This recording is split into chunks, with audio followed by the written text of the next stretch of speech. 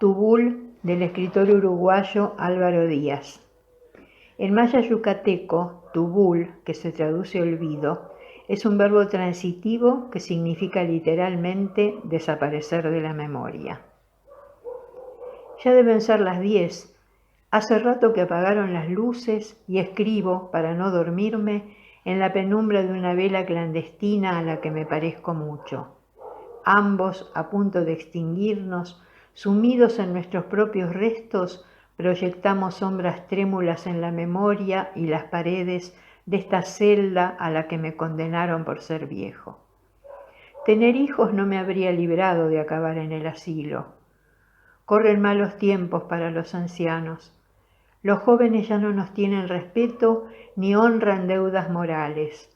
Creen que el futuro es más importante que el pasado y confían en que un día alguien les dará la tecnología para reparar los daños de sus infamias cotidianas.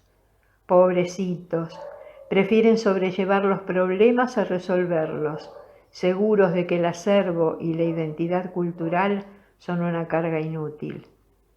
Si escucharan, si yo no fuera para ellos solo una molestia y entendieran que viví, que también fui joven y cometí sus mismos errores, tal vez podría hacerles entender que la naturaleza es sabia, que todo ser vivo, hasta la célula más simple, le confía su porvenir a la herencia genética, a la sabiduría de sus ancestros, que la tradición no es aferrarse al pasado, sino el cimiento del futuro, pero son sordos a toda verdad incómoda. Incluso Lídice, la enfermera más amorosa del asilo, no escuchó cuando le conté esta tarde que me sentía extraño, demasiado lúcido, que pasé todo el día recordando cosas olvidadas hace mucho y estaba asustado. Me miró con esa carita tierna que pone a veces y dijo que era un consentido, que me quejaba de estar bien en vez de disfrutar mis recuerdos. Su sonrisa parecía sincera, pero no logró engañarme. Lleva aquí lo suficiente para saber tan bien como yo que esa súbita lucidez es un mal presagio, que suele darse en la antesala de la muerte. Por eso no quiero dormirme, presiento que moriré esta noche. Y no es que le tema la muerte. Fui médico por más de 50 años y sé que a mi edad es un alivio, pero le tengo terror a desvanecerme para siempre en el olvido.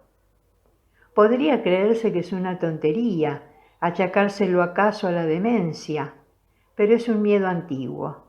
He visto desaparecer cosas y gente. Un pueblo entero se esfumó ante mis ojos. Nací en Tubul, un caserío perdido en la selva yucateca, cuyo único nexo con el mundo, hasta que Tiburcio puso radio en su cantina, era una senda polvorienta de algunos kilómetros que moría en la carretera Mérida-Tizimín. Allí la vida era distinta, teníamos costumbres arraigadas. Recuerdo que a los 16, cuando vine a estudiar a la capital, los muchachos de la pensión se asustaron al ver el machete que asomaba de mi bolso. Pero era mandato de doña Esperanza, la matriarca del pueblo, que quien transitara aquella senda debía ir macheteando para evitar que la selva se la comiera.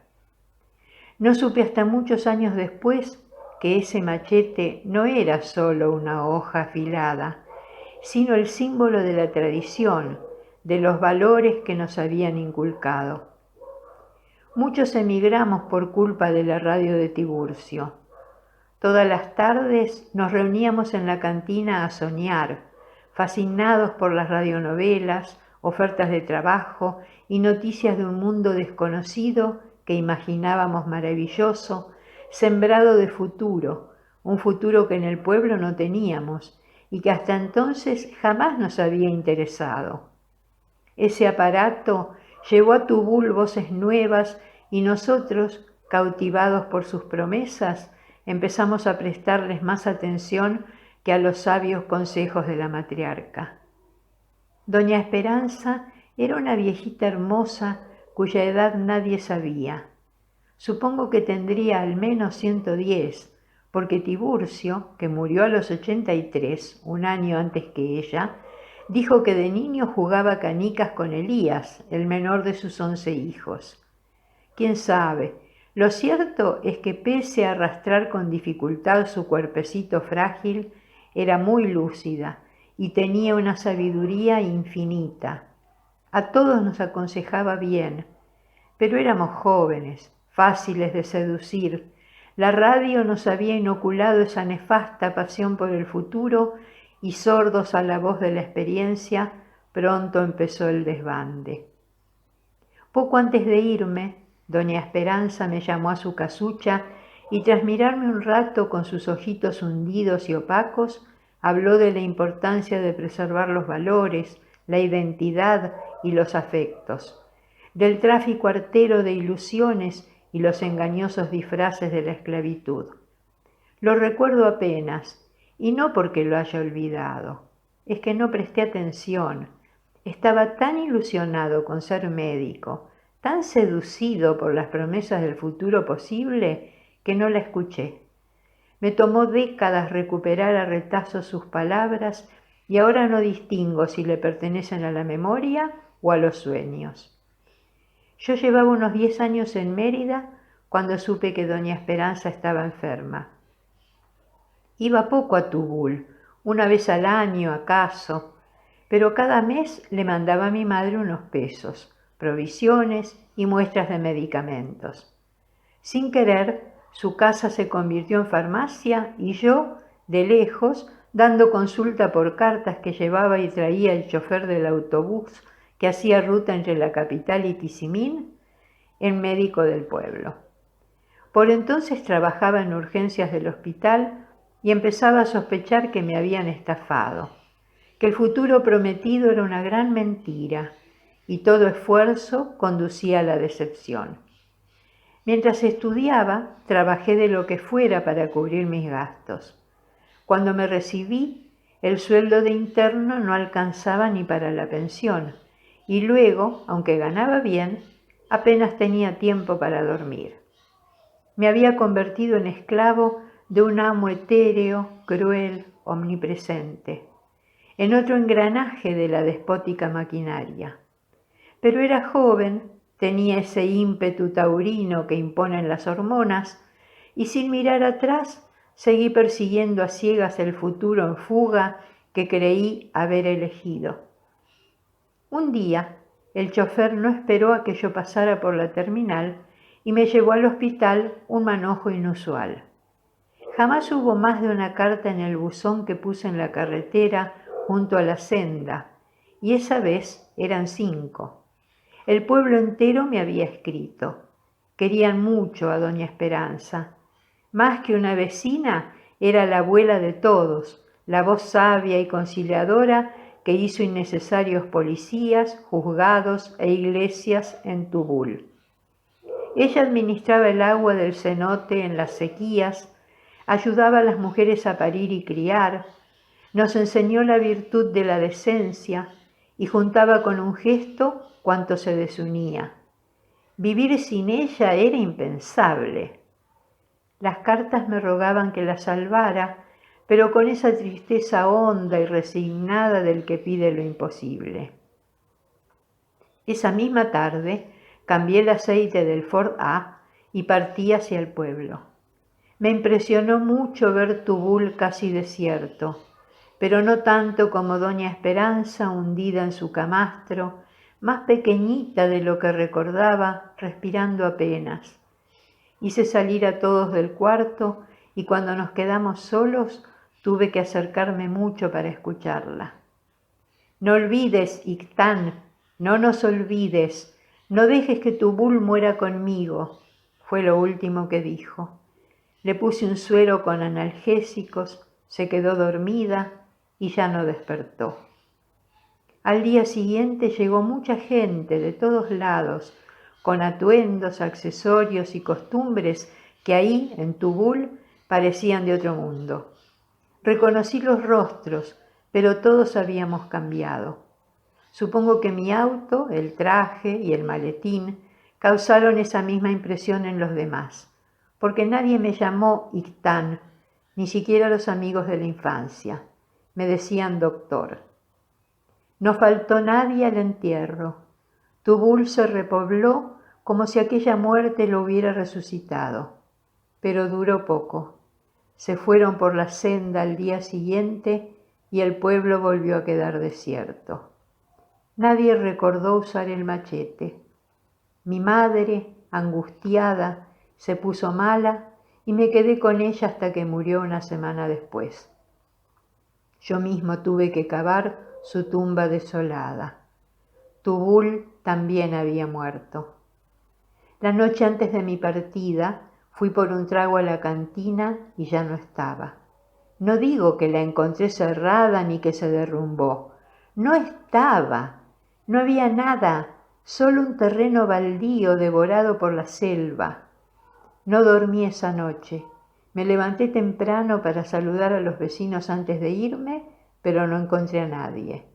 El pueblo, invadido por el monte como si lo hubieran abandonado hacía mucho, parecía más chico. La casucha de Doña Esperanza estaba cubierta de enredaderas, la calle plagada de hierba añeja, faltaban casas.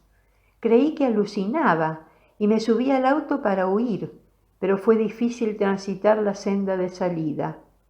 La selva había empezado a engullirla con una velocidad insólita. Yo también había olvidado el machete y avancé despacio, apartando y rompiendo con las manos las ramas que me impedían el paso. Cuando por fin llegué a la carretera, el buzón no estaba. Admito con vergüenza que me alegró regresar a Mérida. Tenía la sensación de haber perdido algo importante, pero se lo achaqué solo a la muerte de mi madre y seguí adelante, casi feliz en la esclavitud que había elegido. Unos meses después, platicando con un enfermero de Tizimín, me sorprendió que no hubiera oído nunca de Tubul. Busqué en el mapa de Yucatán que tenía colgado en la oficina y no pude encontrarlo. Le prometí entonces llevarle otro en el que había marcado con un círculo rojo la palabra Tubul impresa en letras negras.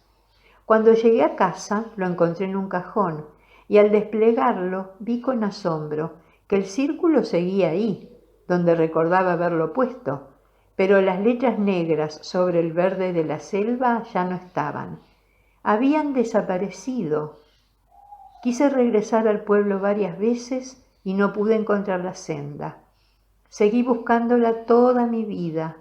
Siempre que iba a Tizimín en el auto o la ambulancia, buscaba con cuidado aquella entrada, cada vez con más ansias de volver, pero fue inútil. Muchas veces intenté en vano explicarme qué pasó, cómo pudo la muerte de una anciana hacer que un pueblo entero desaparezca, borrarlo hasta de los mapas y la memoria de la gente. Sospecho que muchas cosas tienen ese destino, tal vez todas. Puedo imaginar con certeza, por ejemplo, que hace 1000 o 2000 años algunos mayas, beduinos o vikingos vieron un atardecer sublime que tiñó el cielo de colores exquisitos. Y aunque los poetas y artistas hayan pretendido perpetuar su regocijo, cuando murió el último testigo del portento, su belleza y las emociones que produjo se perdieron para siempre. Al extinguirse su memoria, también se extinguió el hecho, y entonces el mundo fue más pobre. Me pregunto cuánto muere de las cosas tras cada agonía. ¿Qué será de esos ocasos, de los amores indecibles, de las obras maestras olvidadas en cajones, servilletas y susurros? ¿Cuánta belleza morirá conmigo? Estoy cansado. Yo que siempre aspiré a morir sin culpas, hoy sé que para un hombre cabal es imposible. Todos somos culpables del olvido, y cuando arrepentidos intentamos redimirnos, apenas podemos recobrar un tesoro de monedas falsas, recuerdos desgastados que enmendamos para evitar que mueran. Soy el último testigo de Tubul, el único vivo que conoció a Doña Esperanza. Por eso escribo, para que no mueran del todo cuando me venza el sueño, para dejar de ellos al menos este fantasma indigno hasta que a mí también me olviden y al fin desaparezca.